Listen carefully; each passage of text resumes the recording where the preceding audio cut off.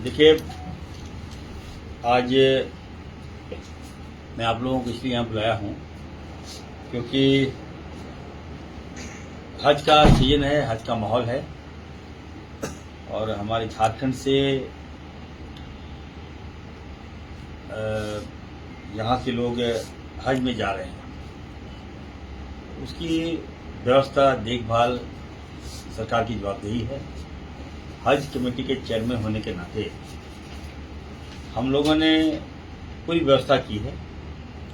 झारखंड से लगभग 1307 हाजी जा रहे हैं, हज करने के लिए मक्का जा रहे हैं और इसकी समुचित व्यवस्था हम लोगों ने कर लिया है। आप लोगों को हम बता दें कि इस बार जो हमारा इमिग्रेशन जो पॉइंट है, कलकत्ता है, दिल्ली है, बेंगलोर है, गया है, हैदराबाद है, अहमदाबाद है और कोचीन है।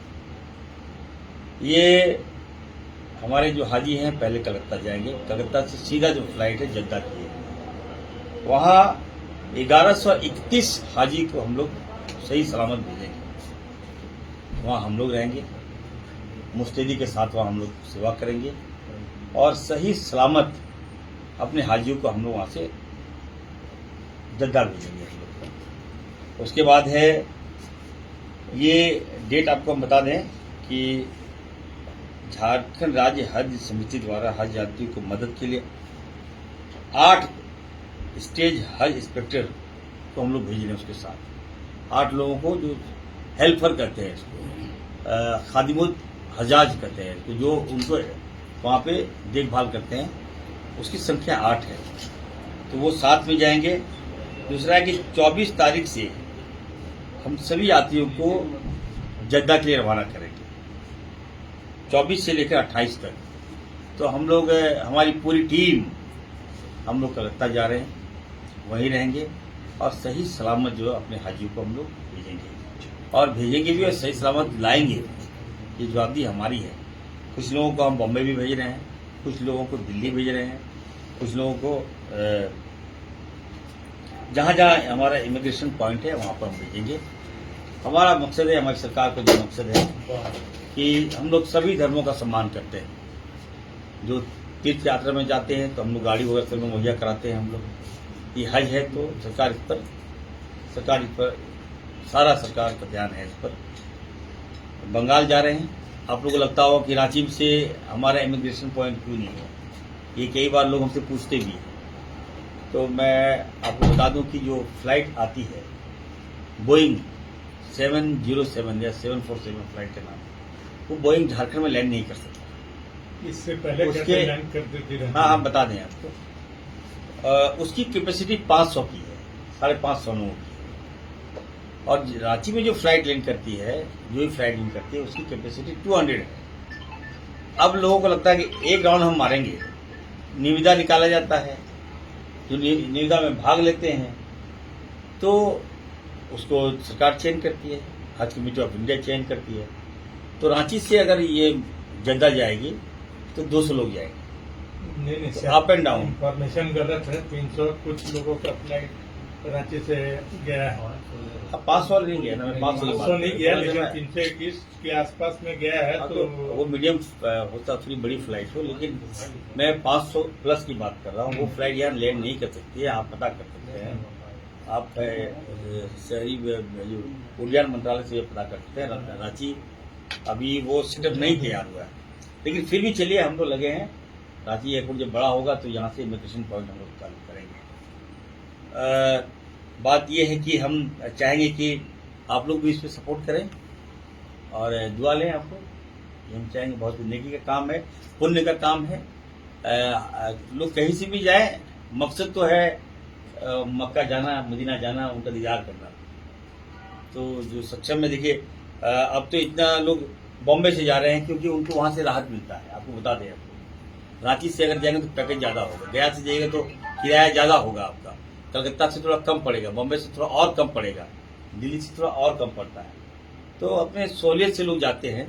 तो उसी के तहत दिखे ना, बॉम्बे से 83 लोग जा रहे हैं, ठीक है, वहाँ से लिए। दिल्ली से 67 हमारे हज यात्री जा रहे हैं, बेंगलोर से 10 हज यात्री जा रहे हैं। तो उनको वहाँ सस्ता पड़ा होगा, वहाँ से जा रहे हैं। और कुछ है तो बताइए आप। नहीं, ये बताइए कि एक हाजी के साथ आपको देखिए, यदि आप- रांची से ही आप- छोटे आपको- फ्लाइट से उसको कनेक्ट कर दिया देखिए, जाए जब तक बड़ा फ्लाइट नहीं आ रहा हाँ, है। ये आपका जो प्रश्न सही है, लेकिन मैं आपको बता दूं, केंद्र में भाजपा की सरकार है। हाँ, आप बात चीजों को समझिए, वो कभी भी हमारे लोगों को सुविधा नहीं देगी। सीएम पहल करेंगे तो नहीं देने मैं का जब कोई बात ही मैं नहीं। मैं चेयरमैन हूँ, मैं कई बार बात कर चुका हूँ, हज कमेटी ऑफ इंडिया से बात करता हूँ, रज्जू साहब, इससे पहले स्मृति ईरानी थी मंत्री, हाँ, मैं उनसे बात कर चुका हूँ, हॉट टॉक भी मेरा हो गया, कई बार मैं बात कर चुका हूँ, लेकिन रिजल्ट क्या मिला? 0। तो हमारे लोग सक्षम है। अब दीदार करने जाना है, जब आपको लिखा है कि आप दीदार करने जाइए, तो जब आदमी हज करने जाएगा तो थोड़ा कष्ट तो होगा। क्या केंद्र सरकार आपको सपोर्ट नहीं कर रही है झारखंड को? बिल्कुल नहीं कर रही है, यही मैं कह रहा था, यही मैं आप प्रश्न, बताइए ना। यही मैं आपसे कह रहा था कि केंद्र सरकार जो है उसकी नीति में, नियत में खोट है, नीति में खोट है। कैसा को? अब एक तो आप किराया बढ़ा दिए, इतना ज्यादा बढ़ा दिए कि लोग अब हज में, लोग उम्रा में जाना पसंद कर रहा है क्योंकि सस्ता पड़ रहा है। तो है, बहुत सी बातें हैं, तो अब इसको, लेकिन चलिए, ये पॉलिटिक्स की जगह नहीं है, और आई थिंक हम प्लेटफॉर्म में समझ लेंगे। अभी ये समय है कि अपने हाजियों को बेहतर से बेहतर सुविधा दें। हमारी सरकार, हमारे हेमंत सोरेन जी, हमारे मंत्री, कल्याण मंत्री जो हैं, उनको आभार व्यक्त करते हैं। चेयरमैन है, उन्होंने पैसा दिया है कुछ, जिसके कारण हम लोग वहाँ पूरी व्यवस्था हम लोग किए हैं। झारखंड सरकार की तरफ से क्या कोई सुविधा, सब्सिडी क्या दिया जा रहा है? से हम लोग दिए हैं, पैसा दिए हैं लोगों को, हम भी लोग भेज रहे हैं इसको, हम लोग 8 लोगों को भेज रहे हैं, और वहाँ जितना गुजराती जो लोग जाएंगे यहाँ, उनकी देखभाल में, सेवा पानी में, सारा सेटअप वहाँ स्टॉल होगा, वहाँ हमारा टेंट होगा, तो झारखंड सरकार दे रही है, हमें सोनी जी दे रहे हैं। आप खुद वहाँ मौजूद रहेंगे? बिल्कुल, मैं 24 से 28 तक, इससे बड़ा देखिए मैं बता दूं आपको, ये बात सत्य है, मैं मानता हूं कि जब से मैं चेयरमैन बना, हज कमेटी के जब से मैं चेयरमैन बना, ये तो अल्लाह ताला का देन है, भगवान का देन। आप लोग सबके, मतलब मंजिल तो एक है, वे अलग अलग है, जिसको बोलिए, जाना तो ऊपर ही है, आप लोग तक ऊपर ही जाना है। तो जब से मैं इस कुर्सी पर बैठा, तब से इरफान अंसारी का भाग नहीं चमका, सारी मीडिया का भाग चमका। जैसे आप लोग यहाँ आ रहे हैं इतनी बड़ी बात और क्या हो सकती है? चलिए, धन्यवाद। चलिए।